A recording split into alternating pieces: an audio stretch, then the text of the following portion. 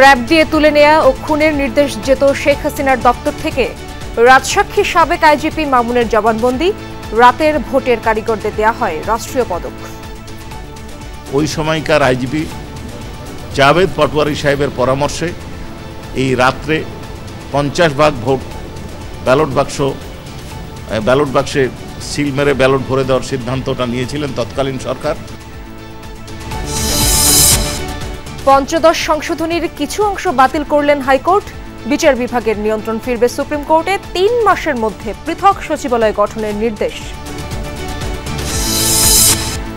7টি রাজনৈতিক দল ও হেফাজতে ইসলামের সাথে প্রধান উপদেষ্টার বৈঠক।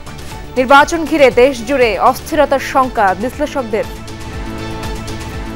কোনো কারণে যদি এই নির্বাচনের রোডম্যাপ একবার বাধাগ্রস্ত হয় তাহলে একটা চরম বন্য অবস্থা তৈরি এবং বাংলাদেশ ফেইল্ড স্টেট হওয়ার শঙ্কা উড়িয়ে দেওয়া যায়। নির্বাচনই হচ্ছে না, আপনি গত 15 বছরের যে সময়কাল সেই রকম একটা সময়কালে ফেরত যাচ্ছেন, সেটার কনসিকুয়েন্সটা কি?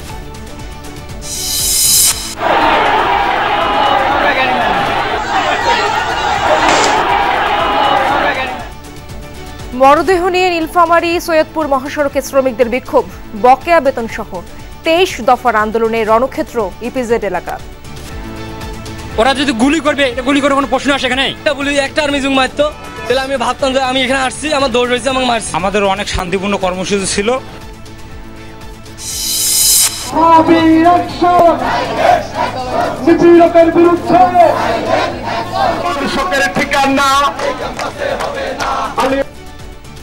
ডাকসুতে এক প্রার্থীকে ধর্ষণ হুমকির প্রতিবাদে ছাত্রদলের বিক্ষোভ। নির্বাচন বন্ধে ষড়যন্ত্রের অভিযোগ। ডাকসুতে প্রথম বর্ষের শিক্ষার্থীদের ভোটার করার সিদ্ধান্ত। মোহাম্মদপুরে কবজিকাটা আনোয়ার গ্রুপের দৌরাত্ম্যে আতঙ্কে স্থানীয়রা। এক রাতে একাধিক ছিনতাই, পুলিশকে কুপিয়ে জখম করার ঘটনায় শতাধিক আটক। আফগানিস্তানের ভূমিকম্পে আরও 600 বেড়ে প্রাণহানি দাঁড়ালো প্রায় 1,500। ধ্বংসস্তূপের নিচে মরদেহ চাপা থাকার শঙ্কা।